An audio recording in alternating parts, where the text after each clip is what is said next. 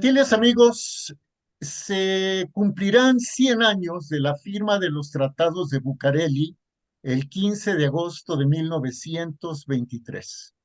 En aquella ocasión, en el antiguo Palacio de Cobián, hoy Secretaría de Gobernación, estamparon sus rúbricas 4 comisionados, 2 por parte de los Estados Unidos y 2 por parte del gobierno mexicano. Por la potencia extranjera lo hicieron Charles Beecher y John Barton Payne. Y por México, Ramón Ross y Fernando González Roa. Los tratados de Bucareli tuvieron un protocolo secreto que en realidad fue el que utilizó la Casa Blanca para otorgarle al entonces presidente de México, el general Álvaro Obregón, el reconocimiento como jefe de Estado y de gobierno mexicano. ¿Se siguen aplicando los tratados de Bucareli? ¿Siguen vigentes o no? ¿Qué pruebas de su historicidad se tienen? Lo vamos a platicar con el doctor Adolfo Arrioja Vizcaíno, quien ha tratado el tema en 2 libros. Uno en especial, su servidor lo tiene en físico, se titula Los protocolos secretos de Versalles a Bucareli, y el otro que también su servidor tiene, pero en formato electrónico, que se titula La muerte de Pancho Villa y los tratados de Bucareli. Está con nosotros, tenemos ese privilegio, el doctor Adolfo Arrioja Vizcaíno, a quien le damos la más cordial bienvenida. Doctor, qué placer, muchas gracias. Al contrario, gracias a usted por la entrevista y pues a sus órdenes. Es un tema que he tenido oportunidad de conocerlo, de explorarlo a fondo. Tengo en mi poder, aunque lo tengo guardado bajo llave porque es un documento histórico de carácter confidencial, la versión en inglés de las minutas de los tratados de Bucareli, que aparece firmada por los 4 comisionados, los 2 de los Estados Unidos y los 2 mexicanos. Inclusive la portada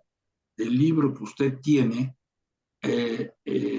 está tomada precisamente de la última página de esas minutas. La última página de esas minutas contiene las firmas autógrafas de quienes lo suscribieron. Ahora bien, como en todos los pactos entre gobiernos, y lo acabamos de vivir en México recientemente, una cosa es lo que se hace del dominio público, lo que se pone a disposición de los medios de información, y otra cosa es lo que se trata en privado, lo que se trata en secreto, que generalmente se guarda en minutas reservadas. Hay muchos acuerdos entre los gobiernos de México y los Estados Unidos, aunque desde luego uno de los que más destaca es el de 1923, popularmente conocido como los tratados de Bucareli. Este es un ejemplo de cómo se dan las negociaciones entre México y los Estados Unidos. Hay cosas que se divulgan, que se dan a conocer por medios de comunicación, y hay otras que simple y sencillamente se guardan en un protocolo secreto al que es muy difícil tener acceso. Básicamente, lo que da origen a los tratados de Bucareli es la necesidad que tenía el gobierno de Álvaro Obregón de obtener el reconocimiento diplomático de los Estados Unidos. Durante la Revolución Mexicana, los Estados Unidos le retiraron el reconocimiento diplomático al gobierno de México. Lo hizo el presidente Woodrow Wilson, con el argumento de que había habido daños a propiedades, vidas e intereses de los Estados Unidos y de ciudadanos estadounidenses durante la Revolución Mexicana que no habían sido reparados por las autoridades mexicanas. Estados Unidos estaba interesado en que se cubrieran esas reparaciones como si fueran reparaciones de guerra, es decir, algo similar a tratados que celebró con Alemania al término de la Primera Guerra Mundial, precisamente para el resarcimiento de los daños sufridos a ciudadanos e intereses de los Estados Unidos en Alemania, Francia e Inglaterra, como consecuencia de la guerra, de la Primera Guerra Mundial que había desatado Alemania. Se replicó en alguna medida el caso con México, porque el gobierno de Álvaro Obregón estaba muy urgido de tener ese reconocimiento, porque el reconocimiento implicaba la ayuda económica y militar que México muy urgentemente necesitaba. La economía mexicana después de la revolución estaba literalmente en ruinas, no había reservas monetarias, las monedas que emitían las facciones revolucionarias no tenían más valor que el papel en el que estaban impresas. Entonces, entre otras cosas, era necesario reconstruir el Tesoro Nacional y además contar con ayuda militar, porque el gobierno de Álvaro Obregón en 1923 estaba enfrentando la rebelión del expresidente Adolfo de la Huerta, financiado por compañías petroleras inglesas, que había tomado el estado de Veracruz y parte del estado de Tamaulipas, en donde el gobierno de Álvaro Obregón no tenía ninguna autoridad y no era reconocido. Entonces, la única forma de lograr tanto la ayuda militar como la ayuda económica para estabilizar al país después de la revolución y para reconstruir el Tesoro Nacional era con el reconocimiento diplomático de los Estados Unidos. Entonces, por esa razón se celebraron en lo que en esa época se conocía como el Palacio de Cobián, que era un palacio de uno de los magnates latifundistas de la época, Porfirio Díaz, que había sido confiscado durante la Revolución y que se destinaba a oficinas de gobierno. Tiempo después se convirtió en la sede de la Secretaría de Gobernación, pero en ese entonces se dedicó durante varios meses como la sede de las conferencias que se conocieron de Bucareli, porque este Palacio de Cobián pues, está en la avenida Bucareli de la Ciudad de México. Básicamente, del análisis de las minutas, aparecen algunas cuestiones comprometedoras, aunque no es lo que históricamente ocurrió o se demostró que había pasado con posterioridad. Las minutas giran en torno a una serie de reclamaciones de los Estados Unidos hacia México. Básicamente, esas reclamaciones giran en torno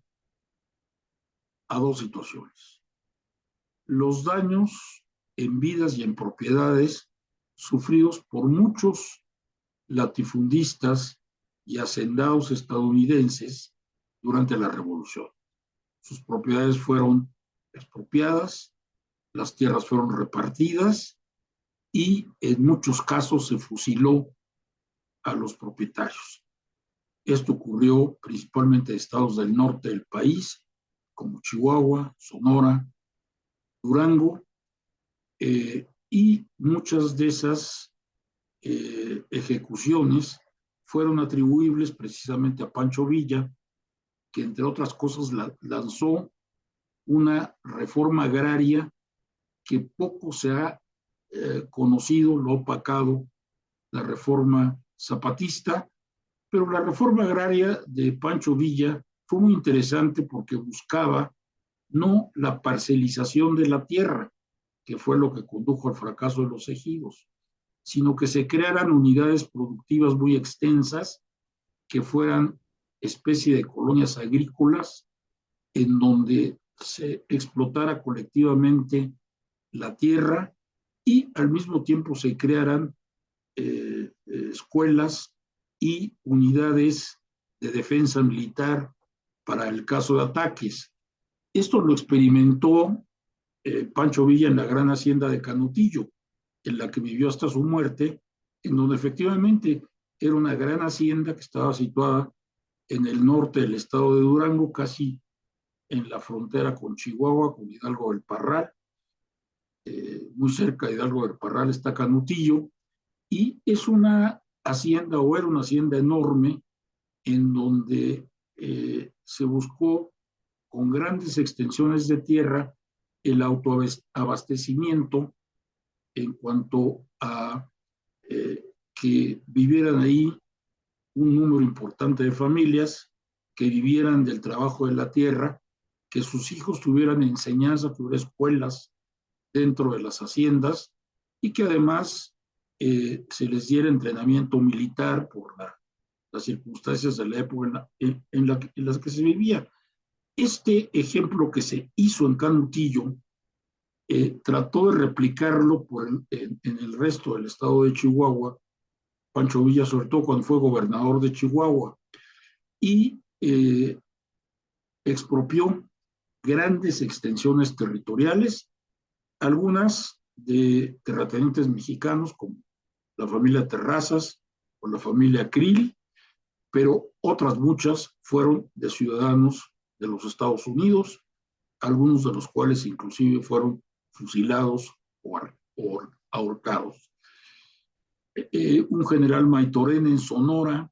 trató de hacer lo mismo, también expropió latifundios de ciudadanos estadounidenses, también ocasionó muertes, confiscaciones, en fin, todo eso integraba un catálogo de reclamaciones que tenían los Estados Unidos. Por otra parte, había una reclamación muy fuerte de las compañías petroleras, principalmente el Standard Oil, del que en esa época era el hombre más rico del mundo, Rockefeller, que se oponían a la nueva ley petrolera, a la reforma al artículo 27 de la Constitución, que desconoció los derechos de propiedad privada que se habían establecido durante el gobierno de Porfirio Díaz a favor de las compañías petroleras extranjeras sobre las reservas del subsuelo que contenían petróleo. El artículo 27 reivindicó para la nación el dominio directo de todas las riquezas del subsuelo y se expidió una ley orgánica del artículo 27 de la Constitución que reservaba al Estado la facultad exclusiva de explotar el petróleo. Por lo tanto, las discusiones, de acuerdo con las minutas, se dividieron en dos partes: las reclamaciones agrarias y las reclamaciones petroleras. El gobierno de México se comprometió a través de una línea de crédito, no hay otra forma de hacerlo, a pagar todas las indemnizaciones agrarias a ciudadanos de los Estados Unidos que acreditaran sus derechos de propiedad sobre las tierras que habían sido expropiadas, a pagar compensaciones a plazos de 10 años por cantidades sumamente importantes. También ya hay una carta en las minutas que está firmada por el presidente Álvaro Obregón. Se comprometió a derogar, abrogar la ley orgánica del artículo 27 constitucional, de manera que no pudiera aplicarse el artículo 27 de la Constitución de manera retroactiva a las concesiones a perpetuidad que habían sido otorgadas por el gobierno de Porfirio Díaz. Principalmente ahí la empresa más beneficiada por estas concesiones a perpetuidad fue lo que se conocía como la Compañía mexicana de petróleo El Águila, que pertenecía a un magnate inglés, Whitman Pearson, vizconde de Codbury. El fundador, por cierto, del hospital ABC, se llama ABC el hospital, quiere decir American British Codbury, porque fue Codbury, el magnate petrolero, el que fundó ese hospital. Pues bien, todo esto se discutió muy a fondo en las minutas, constan en las minutas la emisión de los bonos agrarios con base en una línea de crédito del gobierno de los Estados Unidos para que a 10 años se pagara a todos los propietarios estadounidenses que acreditaran haber sufrido daños de confiscaciones de sus haciendas, de sus tierras, si les fueran pagando una indemnización prácticamente fijada por el gobierno de los Estados Unidos, porque se emitió una línea de crédito del gobierno de los Estados Unidos para el pago de esas indemnizaciones con cargo a los rendimientos futuros de los bonos del Tesoro mexicano. O sea que a lo largo de los años, esas indemnizaciones las acabó pagando la Tesorería de la Federación de México. En lo que toca al petróleo, efectivamente, el Congreso aprobó una nueva ley orgánica del artículo 27 de la Constitución que estableció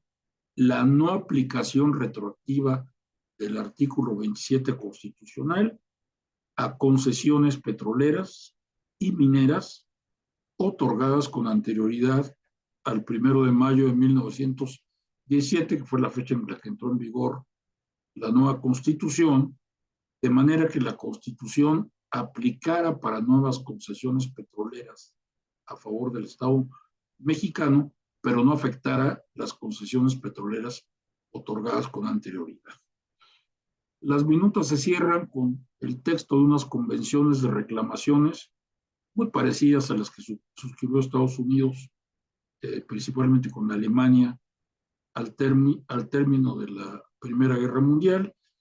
en donde se establecen los mecanismos de cobro y arbitraje para que se paguen todas las reclamaciones surgidas durante la Revolución. También quedó consagrado el compromiso de parte del gobierno mexicano de aprobar, lo que ocurrió casi inmediatamente, la nueva ley orgánica del artículo 27, estableciendo el principio de la no aplicación retroactiva de lo que llamaríamos la nacionalización del petróleo a las concesiones petroleras otorgadas con anterioridad por el gobierno de Porfirio Díaz, que se habían conseguido a perpetuidad. Otro punto que se discutió, pero que no lo aceptó el gobierno de los Estados Unidos, es que México ofreció, es un dato que se conoce muy poco, ofreció devolverle a los Estados Unidos los ferrocarriles nacionales de México. Curiosamente, los ferrocarriles se desarrollaron en México más o menos en 1880, inicio del segundo gobierno de Porfirio Díaz, y fueron propiedad durante muchos años de empresas de los Estados Unidos. Sin embargo, curiosamente, en 1907, el gobierno de Porfirio Díaz, específicamente aquel célebre ministro de Hacienda, José Yves Limantour, no nacionalizó, empleó la palabra consolidó, es decir, compró, y además pagó de contado todas las líneas ferroviarias que estaban en poder de compañías de los Estados Unidos y creó lo que llamó la consolidación de los ferrocarriles nacionales de México, que a partir de 1907 se convirtieron en una empresa del Estado mexicano. Entonces ofreció el gobierno de Álvaro Obregón revocar esa consolidación, como se le llamó en esa época, de los ferrocarriles para regresarlos a sus antiguos propietarios, que eran distintas compañías de los Estados Unidos. Sin embargo, esa propuesta no fue aceptada porque el estudio que hicieron las mismas compañías de los Estados Unidos demostró que habían quedado en tal estado los ferrocarriles después de la revolución que implicaría una inversión extraordinaria volverlos a poner en funcionamiento como funcionaban antes de la revolución. La revolución se hizo sobre todo en el norte, donde estaban los grandes ramales, se hizo en ferrocarril. Las tropas villistas, las tropas carrancistas, las tropas del mismo general Álvaro Obregón en su marcha hacia la Ciudad de México, utilizaron todas las líneas ferroviarias y todo el material ferrocarrilero que había en el norte de la República. Como la, eh, la construcción inicial de los ferrocarriles en las últimas 2 décadas del siglo XIX se hizo por compañías estadounidenses, se construyeron las líneas de México hacia el norte. Todas las líneas, grandes líneas ferroviarias, salían de la Ciudad de México, iban a Nuevo Laredo, a Ciudad Juárez, con ramales a Sonora. Había un solo ferrocarril que se hizo con capital inglés que iba de México a Veracruz y que se conocía como el Ferrocarril Mexicano, porque finalmente el gobierno mexicano le pagó a la compañía inglesa que lo construyó el costo de la construcción, y era el único ferrocarril que hasta 1907 operó el gobierno mexicano. Por eso el ferrocarril que salía a Veracruz se le conocía como el Ferrocarril Mexicano. Los otros no, todos los que iban al norte, pues eran ferrocarriles de compañías estadounidenses, hasta que en 1907 los consolidó en una compañía estatal el ministro Yusli Mantua. Entonces Estados Unidos no aceptó la devolución de los ferrocarriles porque dijo están en tal estado que no vamos a invertir en su rehabilitación, pues saldría costosísimo. Entonces, oficialmente en los textos de las minutas, lo único que quedó plasmado fue el reconocimiento de las recomendaciones de las reclamaciones agrarias, su pago mediante una línea de crédito del gobierno de Estados Unidos, que estaría garantizado por los bonos del Tesoro mexicano a 10 y 20 años y que se fueron pagando en el transcurso del tiempo, y la no aplicación retroactiva del principio contenido en el artículo 27 de la Constitución en lo tocante a que el petróleo mexicano debería ser propiedad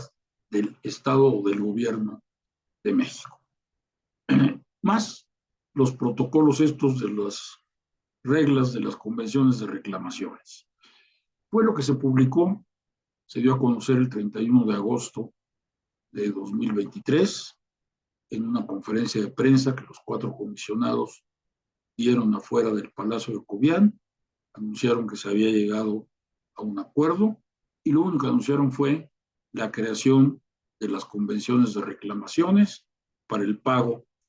de las reclamaciones, sobre todo agrarias. No se dijo casi nada del petróleo, a pesar de que ha sido uno de los temas centrales en las discusiones, y al día siguiente vino el reconocimiento diplomático del gobierno de los Estados Unidos a México. Precisamente el jefe de la delegación de los Estados Unidos a los tratados de Bucareli, Charles Beecher Warren, fue nombrado embajador de los Estados Unidos en México, precisamente para que iniciara la implementación de los tratados de Bucareli, y los frutos se vieron inmediatamente. Se reestructuró la Tesorería Nacional. Es por esos años que nace el Banco de México, bajo el modelo del Banco de la Reserva Federal de los Estados Unidos. Se derrotó la rebelión de la huertista en Veracruz.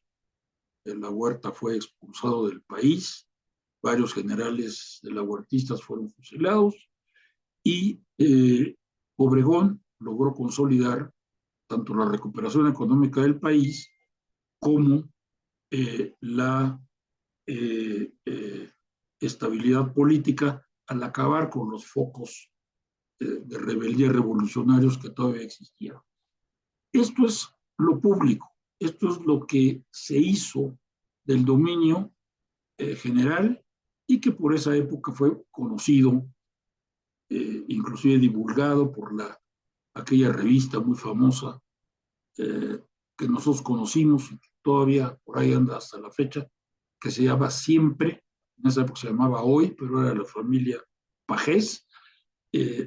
Todos lo publicaron con amplitud de datos y de detalles. Sin embargo, en lo que toca a los protocolos secretos, ahí hay varias situaciones que por lo menos hay tres que yo diría están históricamente comprobadas. La primera de ellas fue la muerte de Pancho Villa. Por eso mi segunda obra se llama Los Tratados de Bucareli y la muerte de Pancho Villa, porque fue una de las condiciones que fijó el gobierno de los Estados Unidos para otorgar el reconocimiento diplomático, aunque jamás encontrará esa condición dentro de las minutas. Eso se sabe por una nota confidencial que yo transcribo en el libro de La muerte de Pancho Villa y los tratados de Bucareli. Es una nota confidencial que mandó un agente de inteligencia militar de apellido Neto, que está en los archivos nacionales de Washington, y a la que se tuvo acceso porque a través de un mecanismo que se conoce como Freedom of Information Act, una ley que obliga a los archivos nacionales de Washington a proporcionar cierta información a investigadores y periodistas. Un académico historiador de la Universidad de Chicago, Frederick Katz, que publicó un libro que se considera lo más completo que se ha escrito sobre Pancho Villa, tuvo acceso a esa nota. Aparece en uno de sus libros, en el último de sus libros sobre Pancho Villa. Yo pude cotejarla a través del Freedom of Information Act en los archivos nacionales. Fred Katz hace alusión a la nota, yo la transcribo completa, no es muy extensa, y lo único que dice es que la muerte de Pancho Villa se debe a los tratados de Bucareli, que actualmente están siendo negociados entre México y Estados Unidos, lo que es ahora la Secretaría de Gobernación. Era una reclamación que Estados Unidos tenía de muchos años atrás en contra del gobierno mexicano. Básicamente venía desde 1914, cuando el gobierno de Wilson decide darle un reconocimiento como gobierno de facto al gobierno de Carranza y desconoce los pactos que había hecho en 1912 con Pancho Villa. En 1912, Pancho Villa viaja a El Paso, Texas, se entrevista con el general que estaba a cargo del Comando Sur Militar de los Estados Unidos, y llega a un acuerdo con el general de que va a recibir armas y suministros de guerra de los Estados Unidos para derrocar al gobierno espurio de Victoriano Huerta. Sin embargo, es más, se nombra a un señor de apellido Carothers, que era el cónsul general de Estados Unidos en Torreón, como el agente confidencial del gobierno de los Estados Unidos ante Pancho Villa. Y Carothers le proporciona armas, le proporciona suministros, le proporciona información de inteligencia militar a Pancho Villa. Sin embargo, en 1914 cambia la situación y el gobierno de los Estados Unidos, Woodrow Wilson, decide que no es confiable Pancho Villa para ser el próximo líder de México. El próximo líder de México debe ser Venustiano Carranza, por ser un hombre con formación intelectual, experiencia política, y que además tenía un ejército muy bien organizado al mando de Álvaro Obregón. Entonces, desconoce todos los acuerdos que tenía con Pancho Villa, reconoce a Venustiano Carranza como el presidente de facto de México, y toda la ayuda militar de los Estados Unidos se va para Carranza hasta que logra derrocar a Victoriano Huerta. Villa reacciona de manera muy violenta, se apodera de Chihuahua, llega a ahorcar y a fusilar a propietarios hacendados de los Estados Unidos que tenían grandes propiedades, principalmente en Chihuahua, y en 1906 organiza la famosa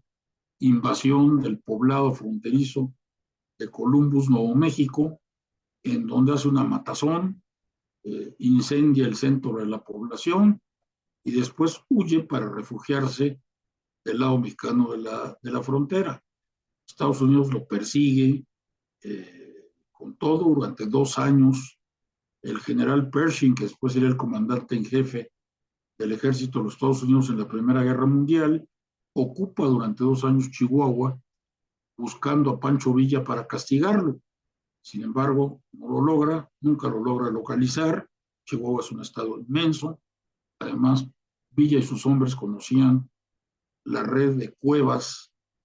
intercomunicadas que hay en la Sierra de Chihuahua. Entonces, a pesar de que inclusive hasta emplearon aviones para tratar de ubicarlo, nunca logra Pershing dar con Pancho Villa, y finalmente tiene que regresar a los Estados Unidos porque tenía que marchar a Europa con el grueso de su ejército a pelear en la Primera Guerra Mundial. Entonces Estados Unidos guarda la reclamación y dice que no habrá relaciones diplomáticas normales entre México, ni ayuda militar, ni ayuda económica, hasta que no se castigue a Pancho Villa. Entonces el gobierno de Álvaro Obregón se compromete a que antes del reconocimiento diplomático, Pancho Villa iba a ser castigado por sus crímenes en contra de ciudadanos de los Estados Unidos, y así es. Le tienden una emboscada un cuerpo del ejército que estaba bajo el mando del general Plutarco Elías Calles, que ahí se ganó la sucesión presidencial de Álvaro Obregón, el famoso general Amaro, que era incondicional, que era el brazo derecho del general Calles, es el que organiza con la guarnición de Hidalgo del Parral una trampa a Pancho Villa. A Pancho Villa le gustaba mucho ir a Hidalgo del Parral porque ahí había un palenque en donde se apostaba a los gallos, y una de las aficiones predilectas de Villa eran las apuestas de gallos. Entonces un día que fue a apostar a los gallos, tenía una mujer, Pancho Villa llegó a tener un verdadero harén. Una de sus mujeres vivía en Hidalgo, le había puesto un hotel, y cuando va en su vehículo que acaba de estrenar de Hidalgo, saliendo de Hidalgo del Parral para dirigirse a la hacienda de Canutillo, después de apostar a los gallos y pasar la noche en el hotel que regenteaba una de sus concubinas, pues un destacamento del ejército, vestidos de civil,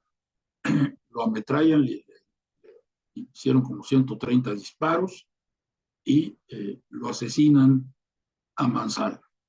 Inclusive hay una fotografía en donde está el cadáver de Pancho Villa en la cama del hotel que regenteaba su concubina, que se llamaba doña Manuela Casas, antes de que lo llevasen a enterrar. Lo enterraron inicialmente en el cementerio de Hidalgo del Parral. Inclusive ahí cada año se organiza una ceremonia en la semana del asesinato de Villa. En Hidalgo del Parral se hacen lo que se llaman las jornadas villistas, se hacen conferencias, pláticas, se hace una recreación del asesinato de Villa y luego se hace una ceremonia luctuosa en donde estuvo la tumba de Pancho Villa, porque después lo trasladaron al Monumento a la Revolución Mexicana en 1976. Entonces, se cumple una condición no escrita de los tratados de Bucareli, que es castigar a Pancho Villa por los crímenes que cometió contra ciudadanos e intereses de los Estados Unidos, matándolo y además de una forma muy violenta, donde literalmente acribillaron lo que está en el archivo Casasola, en donde está en la cama del hospital, del hotel, que era de su propiedad allá en Hidalgo del Parral, pues muestra heridas de bala desde la cabeza hasta los pies. Llovieron balazos por todas partes.